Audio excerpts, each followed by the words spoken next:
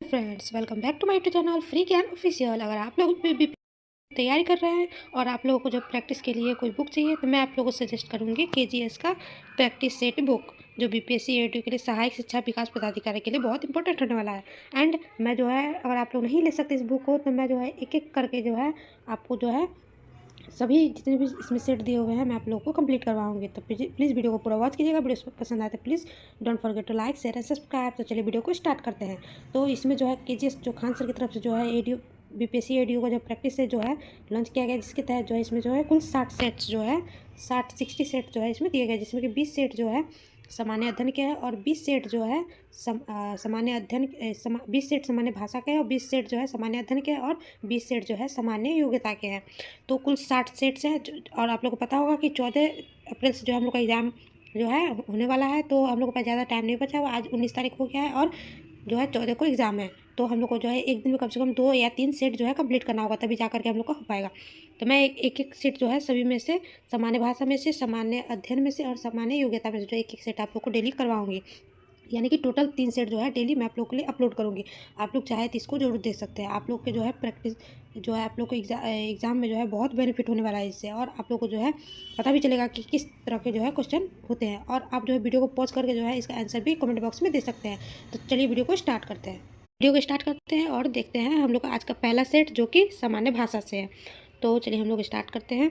और आप लोग को पता होगा कि जो है सामान्य भाषा से जो है 100 नंबर के पूछे जाते हैं, जिसमें कि 2 घंटा हम लोग को मिलता है। और इसमें जो है 1/3 जो है नेगेटिव मार्क भी है, जो सामान्य भाषा है। पहले इसमें नहीं था नेगेटिव मार्क, बट जो है अब जो है बाद में जोड़ दिया गया है, जिसमें कि अंग्रेजी के 30 अंक के सवाल जो है पूछे जाते हैं और हिंदी के जो है 70 अंक के सवाल होते हैं। और कुल 2 घंटे हम लोग को मिलते हैं। और सामान्य अध्ययन की बात करें, इसमें 100 नंबर के होते हैं और 2 घंटा हम लोग को मिलता है, और कुल 100 नंबर के जो है अंक दिए होते हैं। और जो सामान्य भाषा के होते हैं इसमें जो है 30% जो हम लोग को लाना पड़ता है। बाकी इसमें जो है नेगेटिव मार्क 1/3 जो है नेगेटिव मार्क इसमें है। और सामान्य योग्यता की बात करें, यानी कि जनरल एप्टीट्यूड की बात करें, तो 100 नंबर के होते हैं और 2 घंटा हम लोग को मिलता है, जिसमें कि मैथ्स और रीजनिंग जो है पूछे जाते हैं, और ये भी जो है 100 नंबर के होते हैं। इसमें भी जो है 1/3 नेगेटिव मार्क है। तो यहाँ पे आप लोग देख सकते हैं कुल जो है 20 सेट करके जो है दिए गए हैं, और यही हम लोग को करना है। तो आज पहला सेट हम लोग जो है यहाँ पे स्टार्ट करते हैं। आज मैं आप लोगों को बस एक ही सेट जो है अपलोड करूँगी, बाकी जितने कल से जो है मैं बिल्कुल रेगुलर रहूँगी और 3-3 सेट जो है आप लोग के लिए अपलोड करूँगी। चलिए स्टार्ट करते हैं। देख सकते हैं आप लोग इसमें जो है कुल 60 सेट जो है इसमें दिए गए हैं। सामान्य भाषा के कुल 20 सेट्स है इसमें, और सामान्य अध्ययन के और सामान्य योग्यता के। तो हम लोग पहला सेट हम लोग देखते हैं यहाँ पे प्रैक्टिस सेट फर्स्ट। तो प्रैक्टिस सेट फर्स्ट में बात करें हम लोग यहाँ पे, तो एक हाथ से ताली नहीं बजती। आप लोगों ने सुना होगा कि इस मुहावरे का जो है अर्थ क्या होगा, तो आप लोग बता सकते हैं कमेंट बॉक्स में। तो झगड़े में जो है दोनों पक्ष जो है दोषी होते हैं। हर बात पर ताली नहीं बजती, या फिर काम करने के लिए जो है दोनों हाथों की ज़रूरत होती है। अकेला आदमी झगड़ा नहीं करता। इसका राइट आंसर क्या हो जाएगा, आप लोग कमेंट बॉक्स में जरूर बताइए। तो इसका राइट आंसर हो जाएगा हम लोग का ऑप्शन नंबर ए। झगड़े में जो है दोनों पक्ष दोषी नहीं होते हैं। लोकोक्ति आप लोगों ने सुना होगा कि एक हाथ से ताली नहीं बजती। यह प्रचलित अर्थ है कि किसी भी झगड़े या विवाद के लिए जो है केवल एक पक्ष जिम्मेदार नहीं होता है, बल्कि दोनों पक्ष की कुछ ना कुछ गलती अवश्य होती है। जिस प्रकार ताली बजाने के लिए दोनों हाथों का होना आवश्यक है, उसी प्रकार जो है किसी भी संघर्ष या मनमुटाव की उत्पत्ति दोनों तरफ की क्रिया प्रतिक्रिया के कारण होती है। तो इसका राइट आंसर जो है हम लोग का ऑप्शन नंबर ए। ऑप्शन नंबर ए जो है हम लोग का राइट आंसर हो जाएगा। झगड़े में दोनों पक्ष दोषी होते हैं। और आगे हम लोग क्वेश्चन नंबर 2 की बात करें हम लोग, तो और जहाँ भी आप लोग को डाउट होगा आप लोग कमेंट करके जरूर पूछ सकते हैं मुझसे। और आगे बात करें क्वेश्चन नंबर 2 की, तो क्वेश्चन नंबर 2 की बात करें तो जल प्राण पुत्र इनमें से किस शब्द के अनिकार्थी शब्द है। तो जल प्राण पुत्र इनमें से किस शब्द के अनिकार्थी शब्द है। तत्व के, सार के, जीवन के, औषधि के। तो इसका राइट आंसर हो जाएगा हम लोग का ऑप्शन नंबर सी, यानी कि जीवन के। जीवन शब्द एक अनिकार्थी शब्द है, जिसका सबसे प्रमुख अर्थ प्राण या जिंदगी है। इसके अतिरिक्त जल को भी जीवन कहा जाता है, क्योंकि जल ही जीवन है। इसी प्रकार पुत्र को भी कुल का जो है जीवन माना जाता है, जो वंश को आगे बढ़ाता है। इस तरह जल, प्राण और पुत्र तीनों ही जो है जीवन शब्द के विभिन्न अर्थों को जो है प्रकट करते हैं, जो इसके अनेकार्थी रूप में सिद्ध करता है। तो इसका राइट आंसर हो जाएगा हम लोग का option number C. Option number C हो जाएगा जीवन, हम लोग का राइट आंसर हो जाएगा।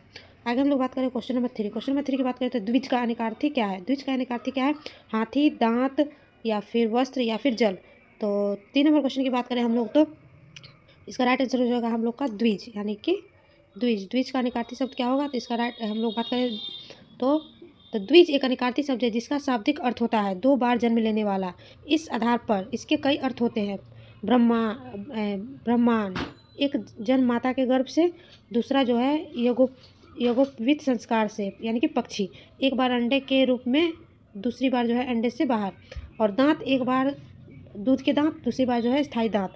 इन सभी को जो है द्विज कहा जाता है। दिए गए विकल्पों में दांत सही उत्तर होगा, क्योंकि दांत जो है 2 बार उगते हैं, आप लोगों को पता होगा। इसका राइट आंसर होगा ऑप्शन नंबर बी। द्विज का अर्थ होता है 2 बार जन्म लेने वाला, जिसमें कि हम लोग को पहले दूध का दांत होता है, उसके बाद स्थायी दांत हम लोग को जन्म लेता है।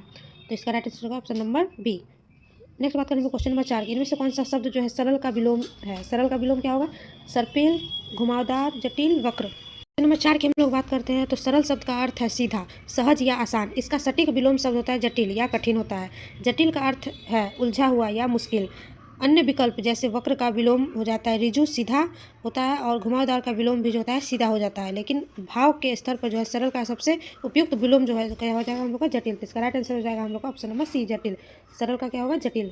जिस तरह से मुलायम का हो जाता है कठोर, उसी तरह से सरल का हो जाएगा जटिल। क्वेश्चन नंबर 5 की बात करें हम लोग तो इनमें से कौन सा शब्द आकाश का पर्यायवाची है? आकाश का पर्यायवाची की बात करें हम लोग तो व्योम, धरा, तम, इनमें से कोई नहीं। तो क्वेश्चन नंबर 5 की बात करें तो व्योम शब्द आकाश का पर्यायवाची है। आकाश के अन्य पर्यायवाची शब्द हैं नभ, गगन, अंबर, अंतरिक्ष, शून्य, अनंत आदि। दिए गए अन्य विकल्पों में धरा का अर्थ पृथ्वी होता है और तम का अर्थ जो होता है अंधकार होता है। ये दोनों आकाश के पर्यायवाची नहीं है, अतः व्योम ही आकाश का सही पर्यायवाची शब्द है। इसका राइट आंसर हो जाएगा हम लोग का ऑप्शन नंबर ए, यानी कि व्योम। नेक्स्ट हम लोग क्वेश्चन नंबर 6 की बात करें हम लोग तो शुद्ध शब्द कौन सा है? शुद्ध शब्द की बात करें हम लोग तो आप लोग देख सकते हैं यहाँ पे शुद्ध शब्द कौन सा हो जाएगा हम लोग का। तो क्वेश्चन नंबर 6 की बात करें हम तो वर्तनी की दृष्टि से जो है शुद्ध शब्द जो है विद्या वाचस्पति है, जो कि ऑप्शन नंबर ए है। हम लोग का ऑप्शन नंबर क्या हो जाएगा? ए। ऑप्शन नंबर ए हम लोग का हो जाएगा राइट आंसर। और क्वेश्चन नंबर 7 की बात करें तो जो बहुत मंच गति से कार्य करता हो, जो बहुत मंद गति से जो है कार्य करता है, इसके लिए इनमें से कौन उपयुक्त शब्द कौन सा है? तो मंथर, मद्राक्रांता, दीर्घसूची या फिर सलवर। तो 7 नंबर क्वेश्चन की बात करते हैं वाक्यांश जो बहुत मंद गति से कार्य करता हो के लिए एक शब्द मंथर है। मंथर का अर्थ ही होता है धीमी गति वाला या सुस्त। मंदाक्रांता एक छंद का नाम है। दीर्घसूची का अर्थ है किसी काम में बहुत देर लगने वाला, जो आलस्य का सूचक है। सत्वर का अर्थ होता है बहुत तेज, जो कि मंथर का विलोम है, अतः सही अर्थ उत्तर हो जाएगा हम लोग का मंथर। तो इसका राइट आंसर हो जाएगा ऑप्शन नंबर ए, यानी कि मंथर। जो बहुत मंद गति से कार्य करता है उसको मंथर कहा जाता है। नहीं कहा जाता है कि तुम काम को मथ रहे हो, यानी कि मंथर। क्वेश्चन नंबर 8 की बात करें तो इनमें से पार्थिक शब्द के लिए उपयुक्त वाक्य क्या होगा? पार्थिक शब्द के लिए उपयुक्त वाक्य क्या होगा? जिसका संबंध मनुष्य से है, जिसका संबंध ईश्वर से है, जिसका संबंध प्रथा से है, या फिर जिसका संबंध जो है पृथ्वी से है। पार्थिव का क्या हो जाएगा? तो 8 नंबर क्वेश्चन की बात करें हम लोग तो पार्थिव शब्द का निर्माण पृथ्वी शब्द में अप्रत्यय लगने से हुआ है। इसका शाब्दिक अर्थ है पृथ्वी से संबंध रखने वाला, अतः वाक्यांश जिसका संबंध पृथ्वी से है के लिए एक शब्द पार्थिव होगा।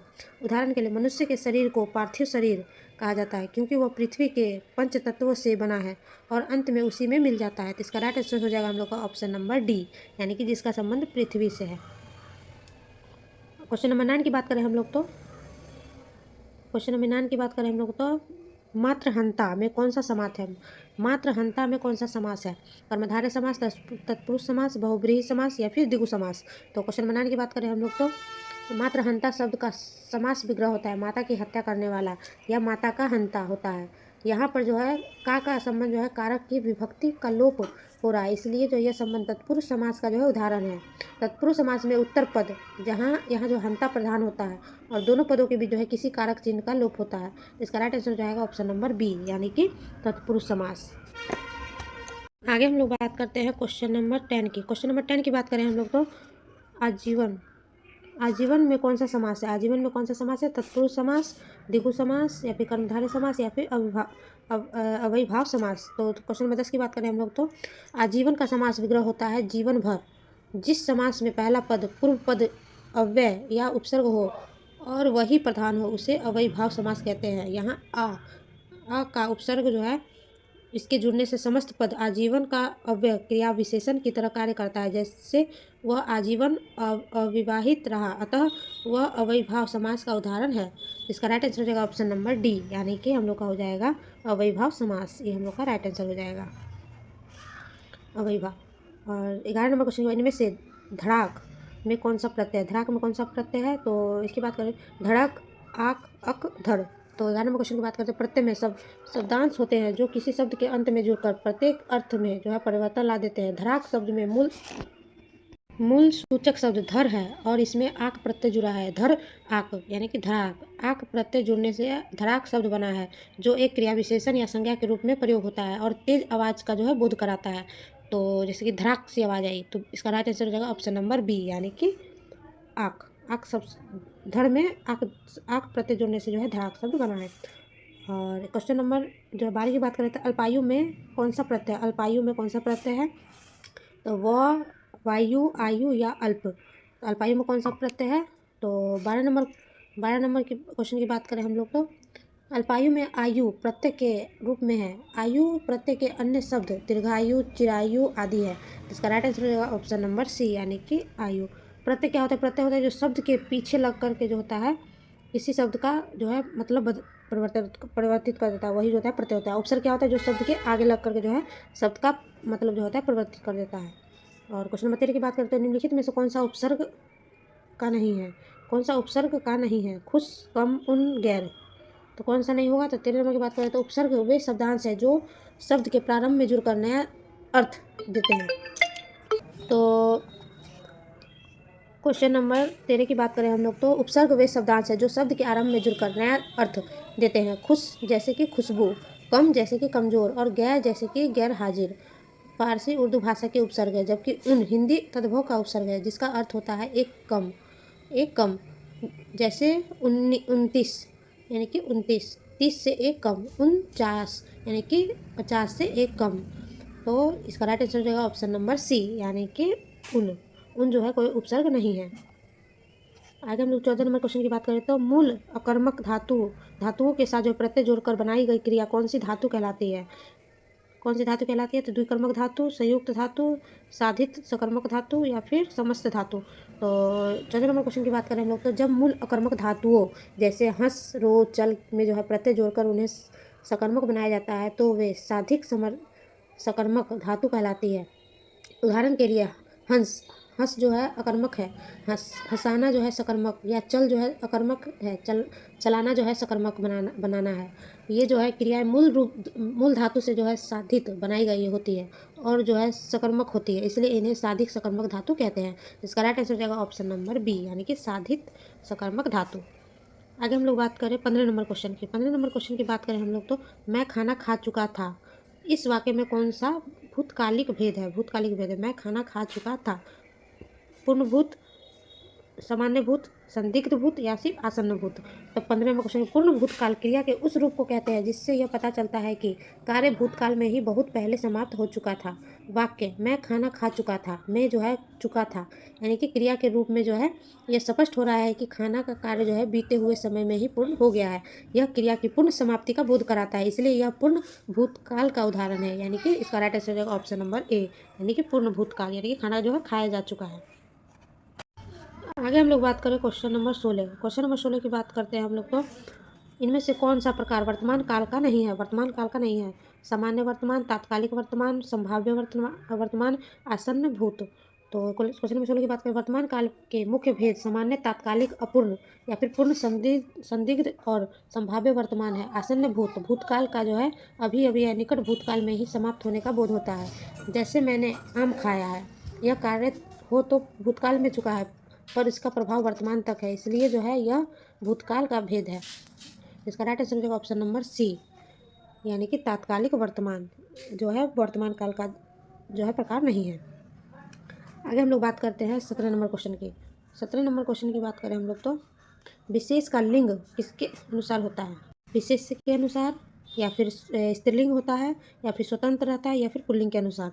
तो विशेष का लिंग किसके अनुसार होता है? तो 17 की बात करें तो हिंदी व्याकरण में विशेषण का लिंग और वचन हमेशा उस संज्ञा या सर्वनाम या फिर विशेष्य के अनुसार होता है जिसकी वह विशेषता बताता है। यदि विशेष्य पुल्लिंग है तो विशेषण भी जो होता है पुल्लिंग रूप में होगा। यदि विशेष्य जो है स्त्रीलिंग है तो विशेषण भी जो है स्त्रीलिंग के रूप में होगा। जैसे अच्छा लड़का पुल्लिंग विशेष्य और अच्छी लड़की स्त्रीलिंग विशेष्य। यहाँ अच्छा विशेषण लड़का और लड़की के अनुसार बदल गया है। तो इसका राइट आंसर हो जाएगा ऑप्शन नंबर ए, यानी कि विशेष्य के अनुसार। विशेष का लिंग जो होता है उस विशेष्य के अनुसार ही बदलता रहता है। आगे हम लोग बात करें क्वेश्चन नंबर 18। क्वेश्चन नंबर 18 की बात करें हम तो आदरणीय व्यक्तियों के लिए हमेशा किस वचन का प्रयोग होता है? आदरणीय व्यक्तियों के लिए जाता है हमेशा किस वचन का प्रयोग होता है? तो इसमें बात करें हम ऑप्शन नंबर के, तो एक वचन, बहुवचन, एक वचन, बहुवचन, या फिर दोहर, या फिर इनमें से कोई नहीं। तो 98वें क्वेश्चन की बात करें हम लोग तो हिंदी में जो है आदर या सम्मान प्रकट करने के लिए व्यक्ति चाहे एक ही क्यों ना हो उसके लिए हमेशा बहुवचन का प्रयोग किया जाता है। इसे आदर्थार्थक बहुवचन कहते हैं। उदाहरण के लिए, पिताजी आ रहे हैं। इस वाक्य में पिताजी एक व्यक्ति है लेकिन आदर देने के लिए क्रिया यानी रहे हैं बहुवचन का प्रयोग हुआ है, ना कि रहा है। एक वचन का यह हिंदी भाषा की एक महत्वपूर्ण विशेषता है। जैसे कि आप लोग जानते हो कि बिहार में मैं को हम कहा जाता है कि हम जा रहे हैं, पिताजी आ रहे हैं, माताजी आ रही हैं, और जैसे कि प्रधानमंत्री गए थे। तो इस तरह से जो है बहुवचन का प्रयोग किया जाता है। इसका राइट आंसर हो जाएगा ऑप्शन नंबर बी, यानी कि बहुवचन का प्रयोग होता है आदर भाव के लिए। क्वेश्चन नंबर 19 की बात करें, इनमें से सर्वनाम शब्द कौन सा है? सर्वनाम शब्द कौन सा है? गीत, गीत तत्व, गीत तत्व, सफाई, या फिर कौन? तो सर्वनाम शब्द कौन सा है? तो 19 की बात करें क्वेश्चन नंबर की, तो सर्वनाम वे शब्द होते हैं जो संज्ञा के स्थान पर प्रयुक्त होते हैं। दिए गए विकल्पों में जो है नींद, रोग और सफाई भाववाचक संज्ञाएं हैं, जबकि कौन एक प्रश्नवाचक सर्वनाम है जिसका प्रयोग किसी व्यक्ति या वस्तु के बारे में प्रश्न पूछने के लिए किया जाता है। उदाहरण के लिए, बाहर कौन खड़ा है? इस वाक्य में जो है कौन किसी व्यक्ति संज्ञा के स्थान पर प्रयुक्त हुआ है। तो इसका राइट आंसर हो जाएगा ऑप्शन नंबर डी, यानी कि कौन। सर्वनाम कौन हो जाएगा? कौन। क्वेश्चन नंबर 20 के बाद इनमें से कौन सी भाववाचक संज्ञा क्रिया से नहीं बनी है? भाववाचक संज्ञा जो है क्रिया से नहीं बनी है। पढ़ाई, लड़ाई, भलाई, कमाई, तो भाववाचक संज्ञा से नहीं बनी है। तो क्वेश्चन नंबर 20 की बात करें हम लोग तो क्वेश्चन नंबर 20 की बात करें, भाववाचक संज्ञा किसी भाव, गुण, दशा आदि का बोध कराती है। यहाँ पढ़ाई पढ़ना क्रिया से है, लड़ाई लड़ना क्रिया से, और कमाई जो है कमाना क्रिया से है। क्रिया शब्दों से बनी भाववाचक संज्ञाएं हैं, जबकि भलाई जो है शब्द भला विशेषण शब्द से बना है। भला विशेषण प्लस आइए प्रत्यय लगा है तो भलाई बना है, जो कि भाववाचक संज्ञा तथा भलाई क्रिया से निर्मित नहीं है। तो इसका राइट आंसर हो जाएगा ऑप्शन नंबर सी, यानी कि भलाई। आगे हम लोग बात करते हैं क्वेश्चन नंबर 21 की। क्वेश्चन नंबर 21 की बात करें हम लोग तो क्वेश्चन नंबर 21 की बात करते हैं हम लोग तो इनमें से घोटक शब्द क्या है? घोटक शब्द क्या है? तो देशज, तद्भव, तत्सम, विदेशज। तो 21 नंबर क्वेश्चन की बात करें तो घोटक एक तत्सम शब्द है। तत्सम शब्द वे होते हैं जो संस्कृत भाषा से बिना किसी परिवर्तन के हिंदी में ले लिए गए हैं। घोटक का अर्थ होता है घोड़ा होता है। इसका तद्भव रूप घोड़ा है। स्थानीय बोलियों से जो है आते हैं, जो विदेशी भाषाओं से घोटक संस्कृति मूल का होने का कारण तत्सम है। तो इसका राइट आंसर हो जाएगा ऑप्शन नंबर सी, यानी कि तत्सम।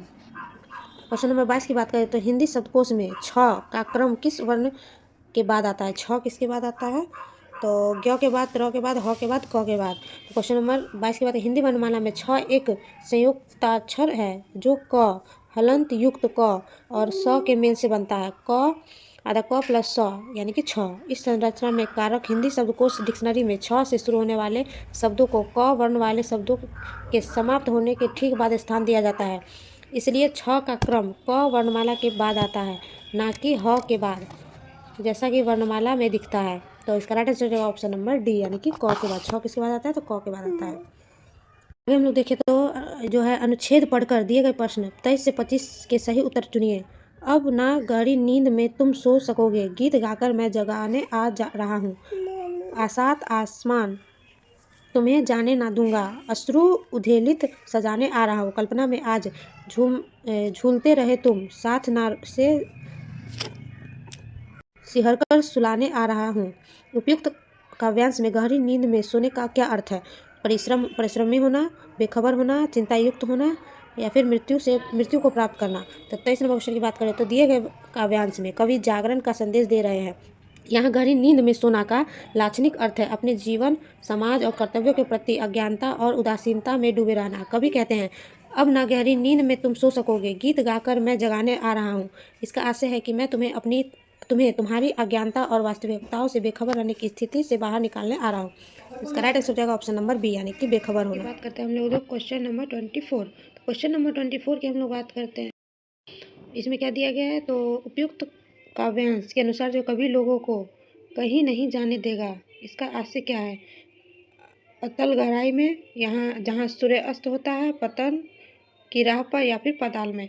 तो 24 क्वेश्चन 24 नंबर की बात करें हम लोग तो वाक्यांश की पंक्ति में जो है अतल यानी कि अस्ताचल तुम्हें जाने ना दूंगा, अरुण उदयाचल सजाने आ रहा हूँ। यहाँ अस्ताचल वह पर्वत है जहाँ सूर्य अस्त होता है, जो पतन, अंत और निराशा का प्रतीक है। अतल अस्ताचल का अर्थ है पतन की असीम गहराइयाँ। कवि लोगों को इसी निराशा और पतन के मार्ग पर जाने से रोकना चाहता है। लोगों को इसी निराशा और पतन से जो है कवि जो है रोकना चाहता है। उद्याचल यानी प्रगति और आशा के मार्ग पर ले जाना चाहता है। तो इसका राइट आंसर हो जाएगा हम लोग का ऑप्शन नंबर सी, यानी कि ऑप्शन नंबर सी हम लोग का जो है राइट आंसर, यानी कि पतन की राह पर जो है जाने से रोकना चाहता है कवि। आगे हम लोग बात करते हैं क्वेश्चन नंबर 25। क्वेश्चन नंबर 25 की बात करें हम लोग तो उपयुक्त काव्यांश के कवि किस तरह के व्यक्तियों को जो है संबोधित कर रहा है। किस तरह के व्यक्ति को संबोधित कर रहा है, तो जो अत्यधिक प्रेरित है, जो बहुत परिश्रमी है, जो आकाश की ऊंचाइयों को छूना चाहता है, जो जीवन की कठोर वास्तविकताओं से जो है बेखबर है। तो क्वेश्चन नंबर 25 की बात करें हम लोग तो काव्यांश की पंक्तियां जो है कल्पना में आज तक उड़ते रहे तुम, साधना से सिहर कर मुड़ते रहे तुम, स्पष्ट करती है कि कवि उन लोगों को संबोधित कर रहा है जो केवल कल्पनाओं में जीते हैं और कर्म यानी कि साधना के मार्ग की जो है कठिनाइयों से डरकर मुंह मोड़ लेते हैं। ये वे लोग हैं जो जीवन की कठोर वास्तविकताओं से जो है अनजान या बेखबर है और केवल ख्याली दुनिया में जो है विचारक करते हैं। कभी उन्हें जगाकर यथार्थ का सामना करने के लिए जो है प्रेरित कर रहा है। तो इसका राइट आंसर हो जाएगा हम लोग का ऑप्शन नंबर डी। आप लोग को पता होगा कितने लोग जो होते हैं सोते सोते ख्याली पकाते हैं कि हम लोग क्वेश्चन में जो एग्जाम में जो है पास हो जाएंगे, मगर बिना बिना जो है हार्ड वर्क के, बिना कठिन परिश्रम के जो है हमें कुछ हासिल नहीं वाला है। इसलिए मैं बोलती हूँ मैं आप लोग को डेली 1 से 3 सेट अपलोड करूँगी। आप लोग का मर्जी, आप लोग अब कठिन परिश्रम करना चाहते हैं या फिर सोते सोते ख्याली पुलाव पकाना चाहते हैं कि हम लोग जो है पास हो जाएंगे, आप लोग की मर्जी। तो चलिए नेक्स्ट क्वेश्चन पे बढ़ते हैं हम लोग। तो क्वेश्चन नंबर 26 की बात करें हम लोग तो क्वेश्चन नंबर 26 की बात करते हैं तो उपविराम का चिन्ह इनमें से कौन सा है। उपविराम का चिन्ह कौन सा है, तो कौन सा होगा, तो इसका राइट आंसर हो जाएगा हम लोग का 26 का ऑप्शन नंबर ए, यानी कि ये है उपविराम चिन्ह। आगे हम लोग बात करें 27 नंबर क्वेश्चन के। वाच्य कितने प्रकार के होते हैं, 4, 2, 3 या फिर 5। तो 27 नंबर क्वेश्चन की बात करें तो वाच्य क्रिया का वह रूपांतर है जिससे जो यह पता चलता है कि वाक्य में क्रिया का विधान कर्ता या कर्म या भाव जो है में से किसके अनुसार जो है हुआ है। हिंदी व्याकरण में जो वाच्य के 3 प्रकार माने गए हैं। कृतवाच्य जब क्रियाकर्ता के अनुसार हो, कर्मवाच्य जब जब जब जो है कर्म के अनुसार जो है, जब क्रिया जो है कर्म के अनुसार हो, और भाववाच्य जब क्रिया जो है कर्ता या कर्म के अनुसार ना होकर भाव के अनुसार हो। तो 3 प्रकार माने गए हैं। तो इसका राइट आंसर हो जाएगा हम लोग का ऑप्शन नंबर सी, यानी कि 3 प्रकार के। हम लोग 28 नंबर क्वेश्चन की बात करते हैं तो स्वर श्रेणी अपभ्रंश से विकसित भाषाओं का सही क्रम क्या है। तो राजस्थानी, गुजराती, पंजाबी, बांग्ला। तो 28 नंबर क्वेश्चन की बात करें तो स्वर श्रेणी अपभ्रंश मध्यकालीन आर्य भाषा का एक रूप था जिससे कई आधुनिक भारतीय भाषाओं का विकास हुआ है। इससे जो है विकसित हुई पंजाबी का विकास पेशाची अपभ्रंश से और बांग्ला का विकास जो है मागधी अपभ्रंश से हुआ है। इसलिए दिए गए विकल्पों में से केवल राजस्थानी और गुजराती ही स्वर श्रेणी अपभ्रंश से विकसित हुए हैं। इसका राइट आंसर हो जाएगा ऑप्शन नंबर सी, यानी कि 1 और 2 राजस्थानी और गुजराती जो है स्वर श्रेणी अपभ्रंश से विकसित हुए हैं। और पंजाबी और बांग्ला जो है, पंजाबी का विकास जो है पेशाची अपभ्रंश से हुआ है और बांग्ला का विकास जो है मागधी अपभ्रंश से हुआ है। इसलिए हम लोग का राइट आंसर हो जाएगा ऑप्शन नंबर सी, यानी कि राजस्थानी और गुजराती जो है स्वर श्रेणी अपभ्रंश से है। देखते हैं हम लोग क्वेश्चन नंबर 29 नंबर क्वेश्चन की बात करें हम लोग तो इनमें से कौन सी बोली उदासीन आकार बहुला है। तो बघेली, ब्रज, कन्नौजी या फिर बुलंदी। तो 29 नंबर क्वेश्चन की बात करें हम लोग तो भाषा विज्ञान में बोलियों का जो है वर्गीकरण उनकी ध्वनिगत विशेषताओं के आधार पर जो है किया जाता है। उदासीन आकार यानी कि उदासीन रूप में उच्चारण होता है। पूर्वी हिंदी।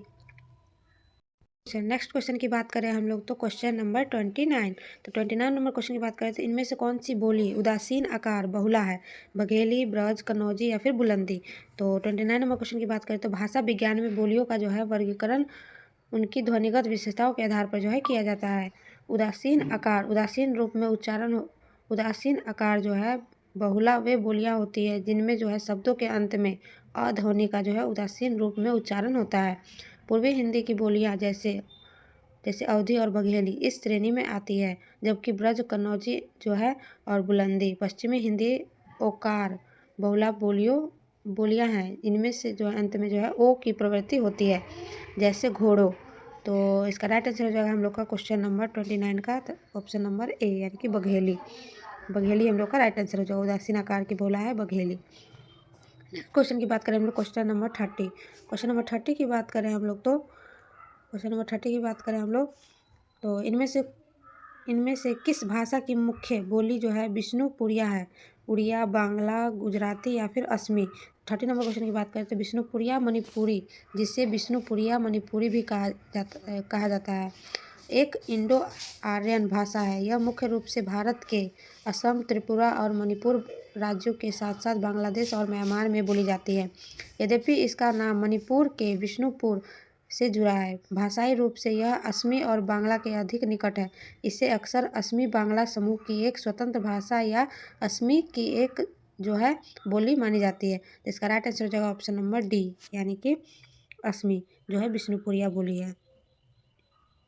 आगे बात करें हम लोग क्वेश्चन नंबर 31 की, तो कृष्णा सोबती को साहित्य अकादमी पुरस्कार उनकी किस कृति पर दिया गया था? कृष्णा सोबती को दिलो दानिश 1993 का, या फिर समय सरगम 2000 ईस्वी का, या फिर जिंदगी गामा 1979 ईस्वी का, या फिर सूरजमुखी अंधेरे में 1958 ईस्वी का। तो 31 नंबर क्वेश्चन की बात करें तो हिंदी की प्रख्यात लेखिका कृष्णा सोबती को उनके मैग्नमस उपन्यास जिंदगी नामा के लिए जो वर्ष 1980 में जो है साहित्य अकादमी पुरस्कार से सम्मानित किया गया था। यह उपन्यास जो है 1979 में जो है प्रकाशित हुआ था। तो इसका राइट आंसर रहेगा ऑप्शन नंबर हम लोग का सी, यानी कि जिंदगी नामा 1979 के लिए जो उनको पुरस्कृत किया गया था। आगे बात, आप लोगों को मेरा आवाज़ थोड़ा सा वो लग रहा है क्योंकि मैं जो RCT करवा रही हूँ, जो मेरे दांत में जो है प्रॉब्लम है, तो इसकी वजह से मेरा जो है बिल्कुल कल ही मैं RCT करवा के आई हूँ, तो मेरा जो है बिल्कुल मेरा जो जॉ है वो बिल्कुल खुलने की स्थिति में है। फिर भी मैं चाहती हूँ कि मेरा जो पढ़ाई ना रुके, ना ही आप लोग का रुके, इसलिए जो मैं ये जो है प्रैक्टिस सेट आप लोग के लिए अपलोड कर रही हूँ। तो चलिए वीडियो को, ऐसी ज़िंदगी में कठिनाई आती रहेगी और समस्याएं आती रहेगी, लेकिन हमें उससे रुकना नहीं है, डरना नहीं, क्योंकि मेरी जो पढ़ाई है कुछ दिन पहले ही रुकी हुई थी थोड़ी, मैं स्थिति तबीयत की वजह से, मगर मैं अब नहीं चाहती कि मैं रुकूँ। RCT आप लोगों को पता होगा बहुत ही दर्दनाक होता है, जिसमें कि 3-4 बार जाना पड़ता है डॉक्टर के पास, और 3-4 बार जो है दांतों की जो है सफाई होती है, इसके बाद उसको भरा जाता है। तो मेरा जो बहुत ज़्यादा स्थिति ख़राब है, फिर भी मैं नहीं चाहती कि मेरी पढ़ाई रुके या फिर आप लोग की जो है पढ़ाई रुके। तो चलिए आगे क्वेश्चन की बात करते हैं हम लोग। तो क्वेश्चन नंबर 32 की बात करते हैं। इनमें से हार की जीत कहानियों के कहानीकार कौन है? रांगे राघव, या फिर यादवेंद्र शर्मा चंद्र, कमलेश्वर, या फिर सुदर्शन?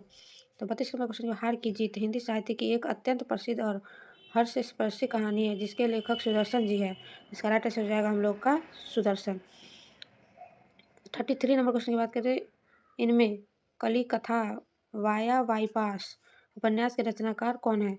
तो मैत्रेयी पुष्पा, या फिर अलका सरागवी, या फिर महुआ माझी, या फिर जयप्रकाश करदम? तो 33 नंबर क्वेश्चन की बात करें तो कलिकथा वाया बाईपास एक प्रसिद्ध हिंदी उपन्यास है जिसकी रचनाकार अलका सरावगी है।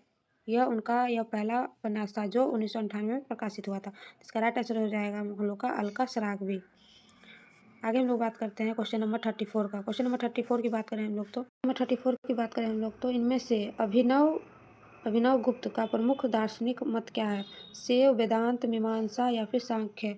तो 34 नंबर क्वेश्चन की बात करें तो अभिनव गुप्त भारतीय काव्यशास्त्र और दर्शन के एक महान आचार्य थे।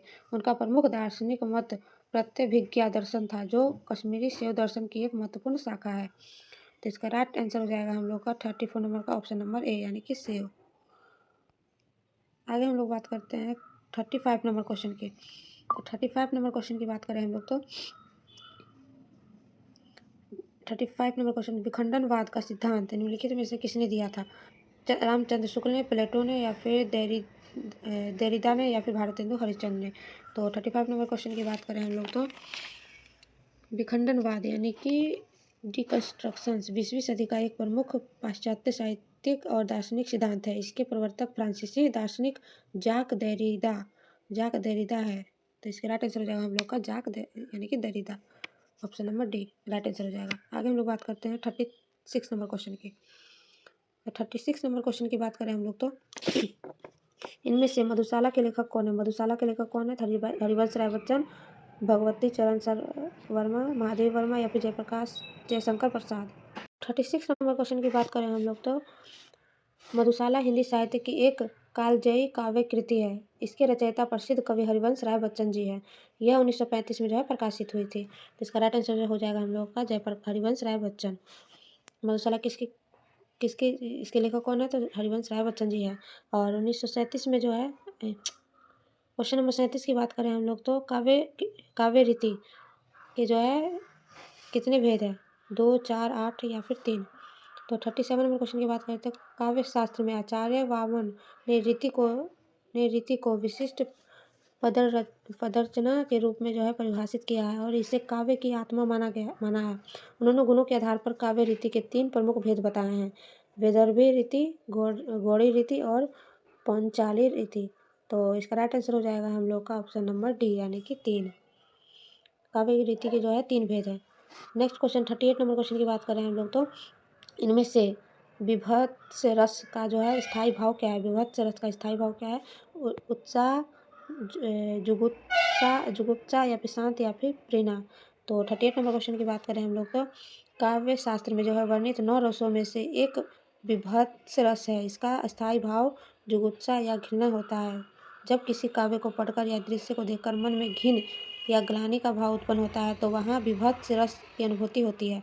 मांस, रक्त, शव, दुर्गंध आदि का वर्णन इसके अलावन होते हैं। जुगुप्सा और घृणा दोनों ही इसके स्थायी भाव माने जाते हैं, परंतु शास्त्रीय रूप में जो है जुगुप्सा अधिक सटीक शब्द है। तो इसका राइट आंसर हो जाएगा ऑप्शन नंबर बी यानी कि जुगुप्सा। नेक्स्ट हम लोग बात करें 39 नंबर क्वेश्चन की। विरोधाभास अलंकार निम्नलिखित में से किस अलंकार की जो है श्रेणी में आता है? अर्थालंकार, शब्दालंकार या फिर ए और बी या फिर इनमें से दोनों में से कोई नहीं। 39 नंबर क्वेश्चन के बाद काव्य में अलंकारों को जो है मुख्यतः 2 श्रेणियों में बांटा जाता है: शब्दालंकार और अर्थालंकार। जब चमत्कार शब्द पर आधारित हो तो शब्दालंकार जैसे अनुप्रास, और जब चमत्कार अर्थ पर आधारित हो तो अर्थालंकार होता है। विरोधाभास अलंकार में वास्तविक विरोध ना होते हुए भी विरोध का आभास होता है जो कि अर्थ पर जो है निर्भर करता है। जैसे या अनुरागी चित्त की गति समझे नहीं कोई, ज्यो ज्यो बूढ़े स्या रंग, त्यों त्यों उज्ज्वल हुए। यहाँ चमत्कार अर्थ में निहित है, अतः यह एक अर्थालंकार है।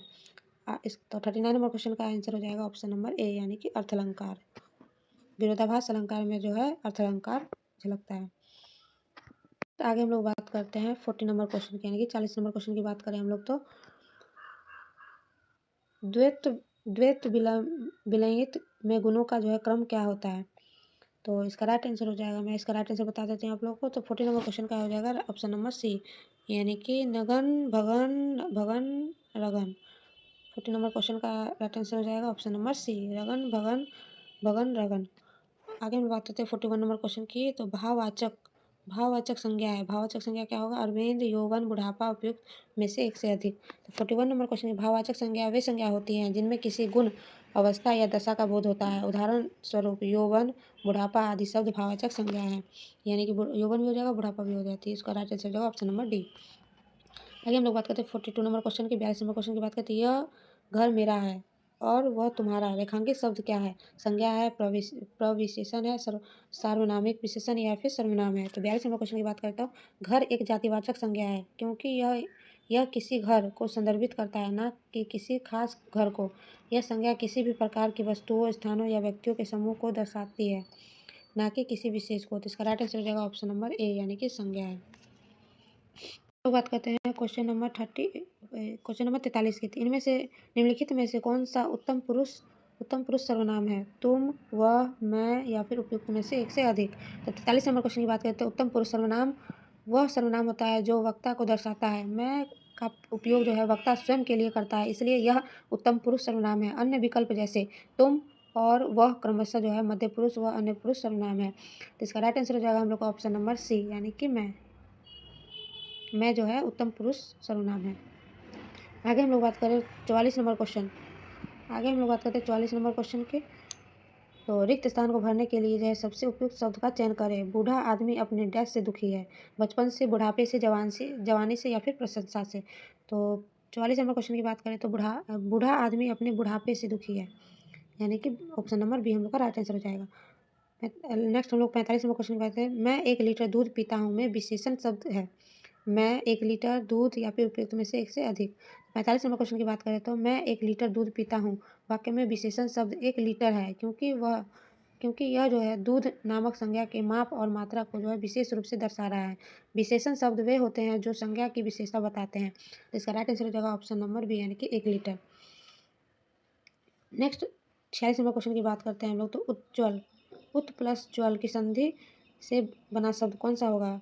तो इसका राइट आंसर हो जाएगा हम लोग का 46 नंबर क्वेश्चन का राइट आंसर हो जाएगा हम लोग ऑप्शन नंबर डी, यानी कि उ आधा ज फिर ज व ल। कितना लोग उ आधा ज फिर पूरा ज लिख देते हैं, उसके बाद व ल लिखते हैं, लेकिन नहीं, दोनों ज जो है आधा ही होगा। Question number 48। क्वेश्चन नंबर 48 की बात करते हैं पॉकेट मार शब्द में कौन सा समास है? तो अव्ययीभाव, तत्पुरुष, द्वंद्व या फिर उपयुक्त में से एक से अधिक। तो 48 नंबर क्वेश्चन की बात करते हैं पॉकेट मार शब्द से तत्पुरुष समास है। पॉकेट मार शब्द में जो है तत्पुरुष समास है। इसमें जो है पॉकेट का अर्थ जेब और मार का अर्थ जो है मारने वाला व्यक्ति होता है। इस प्रकार पॉकेट मार का अर्थ है जो व्यक्ति जेब काटता है या चोरी करता है। तो इसका राइट आंसर हो जाएगा हम लोग का ऑप्शन नंबर बी, यानी कि तत्पुरुष समास है। नेक्स्ट क्वेश्चन की बात करें 49 नंबर क्वेश्चन की। तो आजन्म शब्द का जो है समास बताइए। द्वंद्व या फिर नव तत्पुरुष या फिर कर्मधारय या फिर अव्ययीभाव।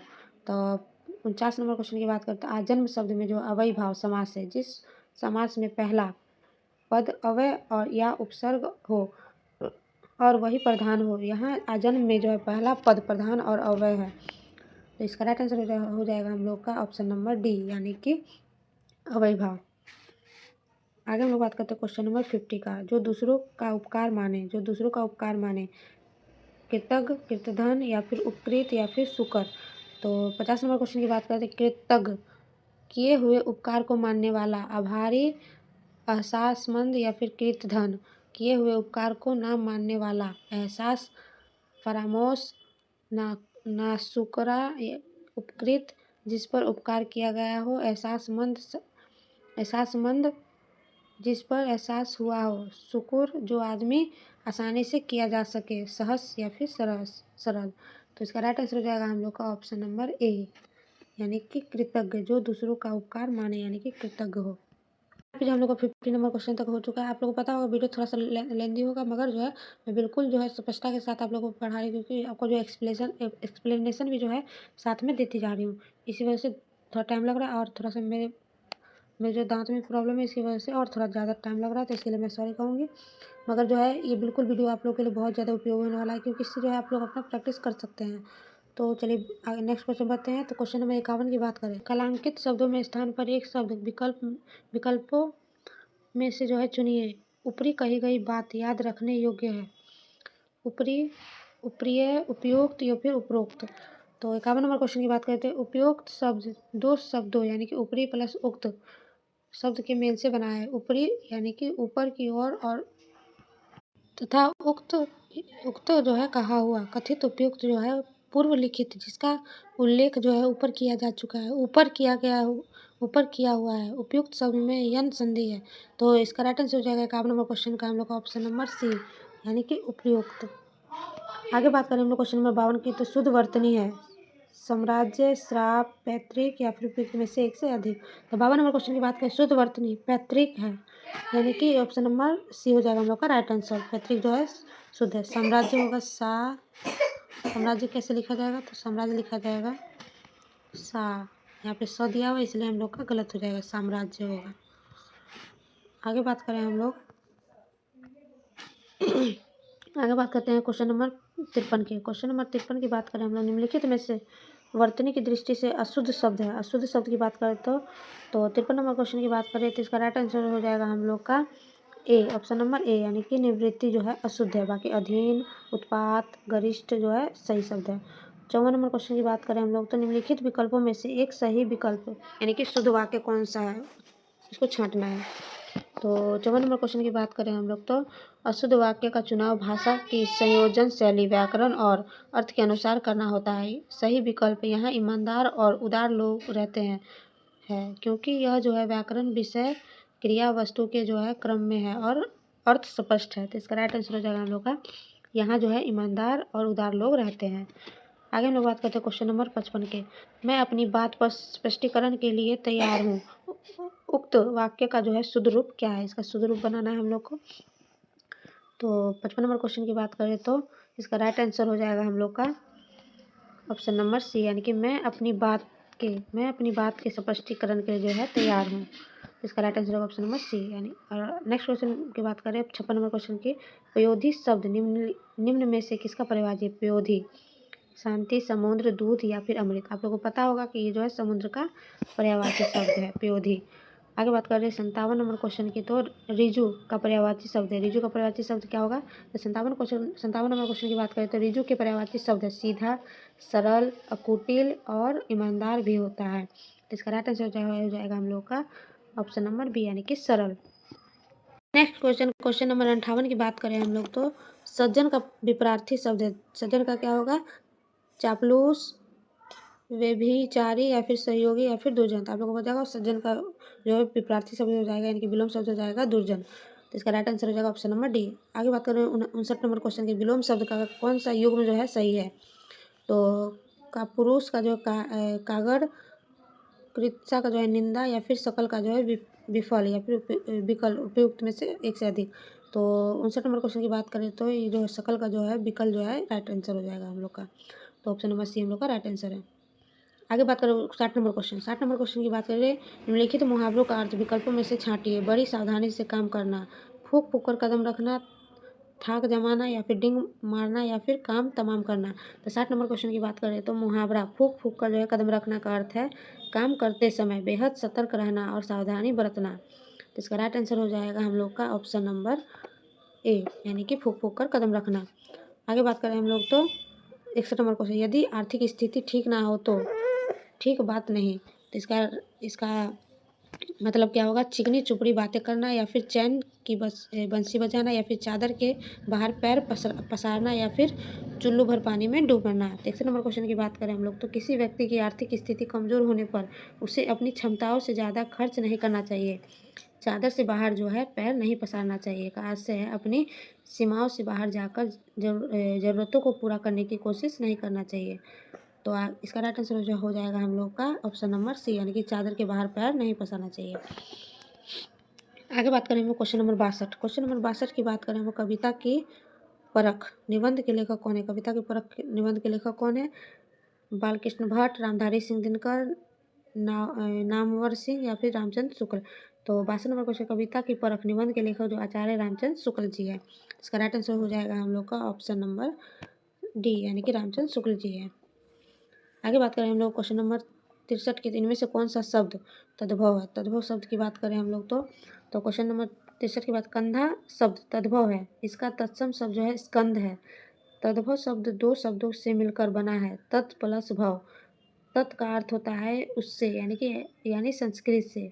भव का अर्थ होता है उत्पन्न हुआ या पैदा हुआ, यानी कि जो शब्द जो संस्कृत से पैदा हुआ है उसी को जो है तद्भव शब्द कहेंगे।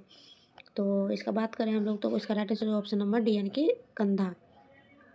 आगे हम लोग बात करते हैं 64 नंबर क्वेश्चन। हिमालय से अनेक नदियां निकलती है, इस वाक्य में किस कारक के परसर का प्रयोग हुआ है?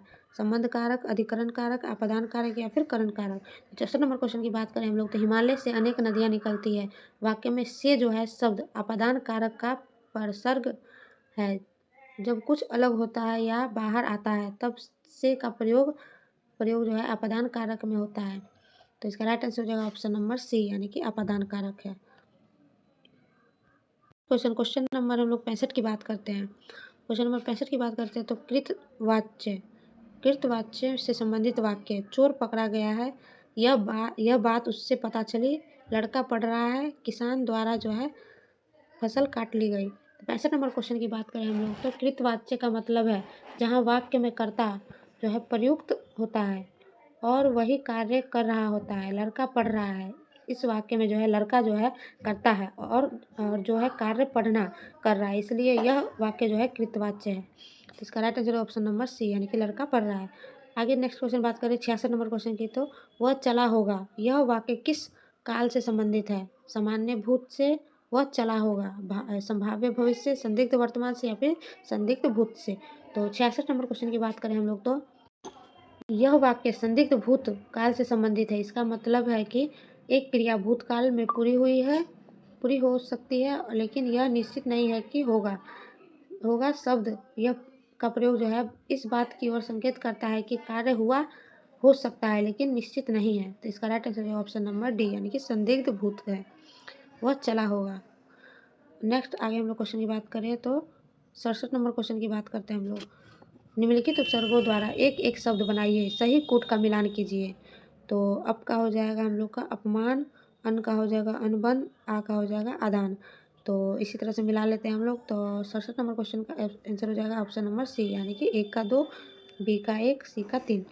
आगे हम लोग बात करते हैं क्वेश्चन नंबर 68 की। इनमें से किस शब्द में जो है कोई उपसर्ग नहीं है? कोई उपसर्ग नहीं है। बेकार, बेलदार, बेखबर या फिर बेगुनाह। तो 68 नंबर क्वेश्चन की बात करें तो इस प्रश्न का उत्तर जो है बेलदार, क्योंकि इसमें जो है कोई उपसर्ग नहीं है। बेकार, बेखबर और बेगुनाह शब्दों में जो है बे उपसर्ग लगा हुआ है। तो इसका राइट आंसर हो जाएगा ऑप्शन नंबर बी, यानी कि बेलदार। आगे हम लोग क्वेश्चन नंबर 69 की बात करते हैं। क्वेश्चन नंबर 69 की बात टिकना प्लस आऊ से बनने वाला शब्द कौन सा होगा? टिकाऊ, टिकाई, टिकाना या फिर टिकावट। तो इसका राइट आंसर होगा ऑप्शन नंबर ए, यानी कि टिकाऊ। आगे बात करें हम लोग क्वेश्चन नंबर 70। निम्नलिखित प्रत्ययों में से प्रत्येक के योग से जो है एक शब्द की रचना कीजिए, गलत का चयन कीजिए। तो आगे हम लोग 70 नंबर क्वेश्चन की बात करें तो लकड़ी प्लस हरा, यानी कि लकड़हारा गलत है। यहाँ पे हो सकता था लकड़हारा, लकड़ी प्लस हरा गलत शब्द है ये, बाकी ये सब जो है सही शब्द है। नेक्स्ट आगे यहाँ से आगे हम लोग का इंग्लिश का, क्योंकि 30 क्वेश्चन जो है इंग्लिश के पूछे जाते हैं और 70 क्वेश्चन जो है हिंदी से पूछे जाते हैं। तो यहाँ से क्वेश्चन की बात करें हम लोग, तो यहाँ दिया गया fill in the blanks with the correct preposition. Tagore was awarded the Nobel prize dash literature, in, of, for या फिर more than one of the above. तो यहाँ पे क्या हो जाएगा हम लोग को? Tagore was awarded the Nobel. 71 number question की बात करें हम लोग, तो the correct preposition is in, so the sentence is Tagore was awarded the Nobel prize in literature. In is used to specify the field of category for which someone receive an award। जब कोई award लेता है तो उसके लिए हम इन का प्रयोग करते हैं। किस क्षेत्र में मिला है? तो उनको लिटरेचर क्षेत्र में मिला है। आगे बात करें 72 number, choose the correct preposition with the given from the given options, fill in the blanks. Is the rule applicable dash all for of us, at, on, to या फिर इन। तो 72 नंबर क्वेश्चन की बात करें हम लोग, तो the correct preposition is to, because the phrase applicable to is commonly used to show that a rule or condition affect or concerned a person or group. To indicates direction or relation towards someone or something। तो इसका right answer हो जाएगा option number C, यानी कि to का प्रयोग होगा। Is the rule applicable to all of us, यानी ये रूल जो है हम सब पे लागू होता है।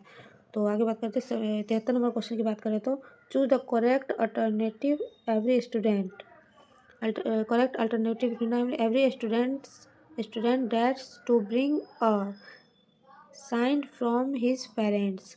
तो 73 नंबर क्वेश्चन की बात करें, the correct answer is more than one of the above, यानी कि the sentence requires a verb that agrees with the singular object.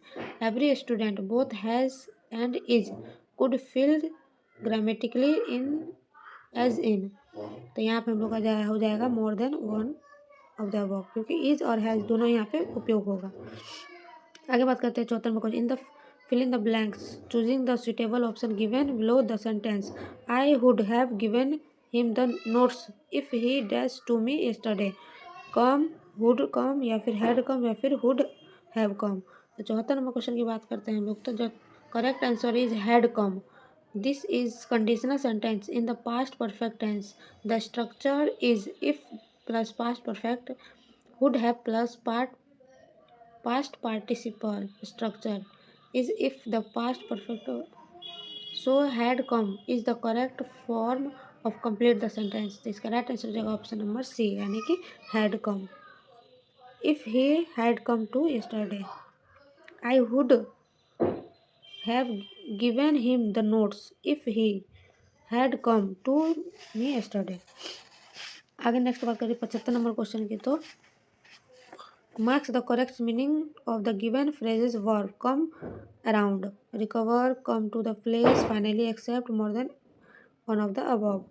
तो 75 नंबर क्वेश्चन की बात, come around, to come concerned again or used about an event that happens regularly to happen or to return to a former condition, hence option E is correct। इसका right answer हो जाएगा option number D, यानी कि more than one of the above. आगे बात करें 76 number question, in the following sentence 4 words और phrases are bold, select the wrong words और phrases. They told me they planned to go before Friday next. तो इसमें जो हमें जो है following sentence of the word phrases bold करना है, तो कौन सा गलत शब्द है इसमें। तो 76 नंबर क्वेश्चन की बात करें तो the correct phrase should be before next Friday, ये हो जाएगा हम लोग का गलत। आगे बात करते हैं 77 नंबर क्वेश्चन की। 77 नंबर क्वेश्चन की बात करें हम लोग तो choose the meaning of the underline phrases items in the given sentence. My father strained every nerve to enable me to get settled in life, यानी कि मेरे पिताजी जो है बहुत ज़्यादा जो है परिश्रम कर रहे हैं, वर्क वेरी हार्ड, मेरी लाइफ को सेटल करने में। आगे बात करते हैं 78 number question, choose the most appropriate meaning. He was a provincial man और मैन ऑफ स्ट्रो। तो 78 नंबर क्वेश्चन की बात करते हैं हम लोग तो a proverbial man of straw refers to a person who lacks substance or strength. This item suggests that the individual has no significant power। इसका राइट आंसर हो जाएगा ऑप्शन नंबर सी, यानी कि a man of no substance. आगे बात करते हैं 79 number question की। 79 नंबर क्वेश्चन की बात करें हम लोग तो select the options that can be used A one word substitution for the given group of words. One who believe in the existence of, यानी जो भगवान के होने में जो है विश्वास करता हो, तो उसको क्या कहेंगे, एथिस्ट, सेंट, या फिर थिस्ट, या फिर मोर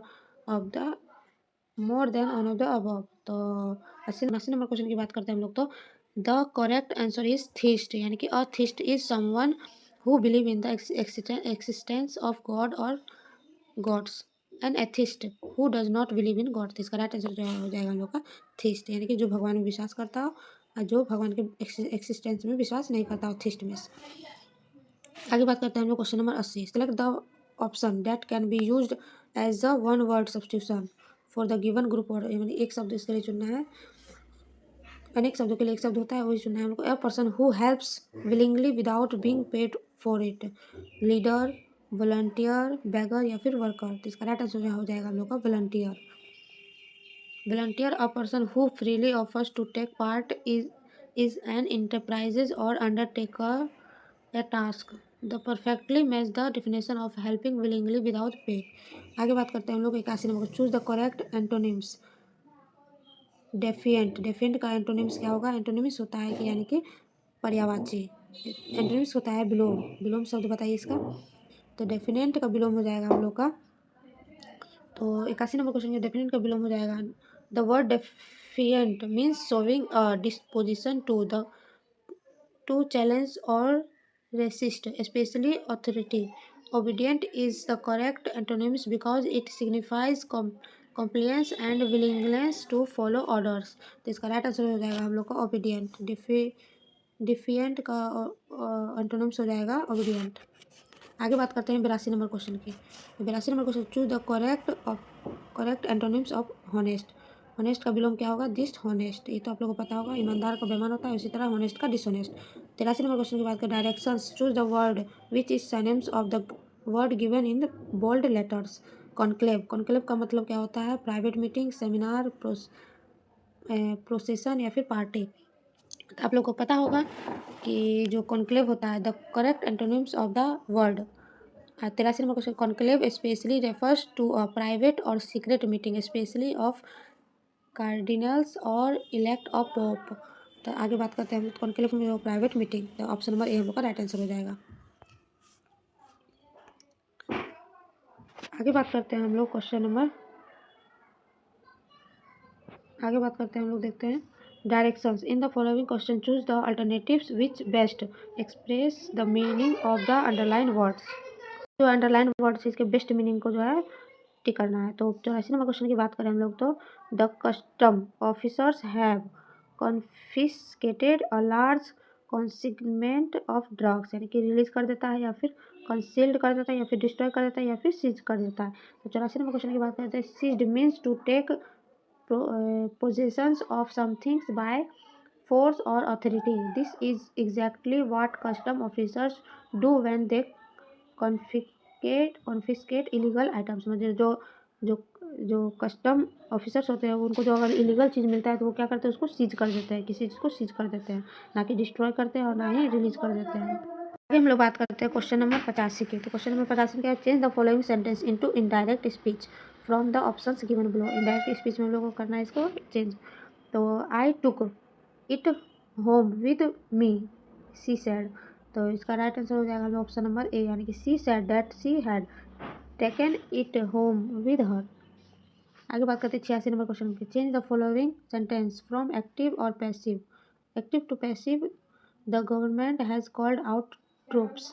तो 86 नंबर क्वेश्चन की बात करते हैं, the active voice has called becomes have been called in the passive voice with troops as the subject receive the action, the government as the object performing the actions। तो right answer option number B, यानी कि troops have been called out by the government. आगे बात करते हैं 87 number question की, choose the appropriate passive voice of the following sentence from the options given below। the people have seen wolves in the streets। इसका जो है passive voice बनाना है हम लोग को। तो 87 नंबर क्वेश्चन का है, दिया गया active voice sentence present perfect tense में है, जिसे पैसिव में जो है हैज़ या have plus been plus verb की थर्ड फॉर्म स्ट्रक्चर में जो है चेंज करते हैं। अतः birds have been seen in the streets by people सही आंसर होगा। तो इसका right answer option number D, यानी कि option number D, birds have been seen in the streets by people. आगे बात करें 88 number question, directions choose the correct words in the blank. Due to dash rainfall this year they had to dash water supply. तो 88 number question की बात करें, the correct answer scanty provides. तो इसका right answer जो option number A, scanty और provides. Due to scanty rainfall this year they had to provide water supply. आगे बात करते हैं 89 नंबर 89 नंबर क्वेश्चन की।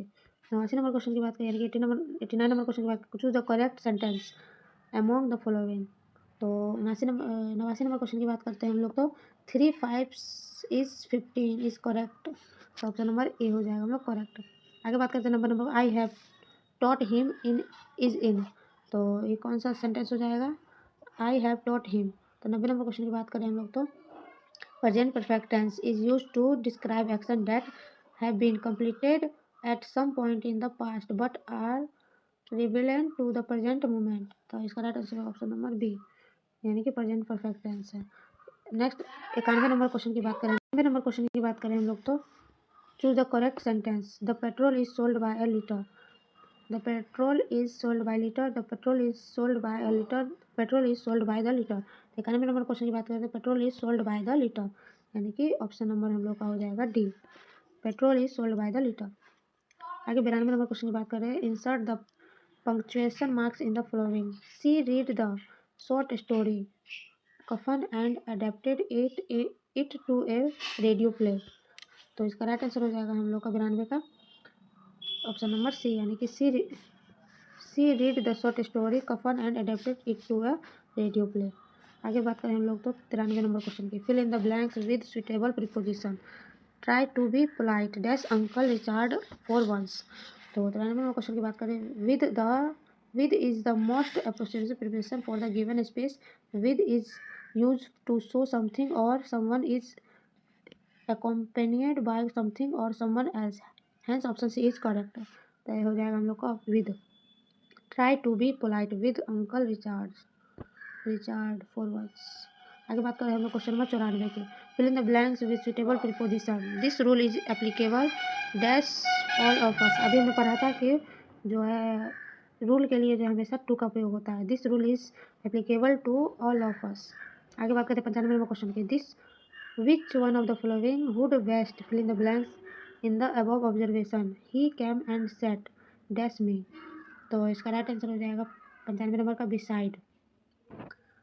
बाकी हम लोग बात करते हैं 96 नंबर क्वेश्चन की। तो fill in the blanks with non infinite verb Tom dash to help.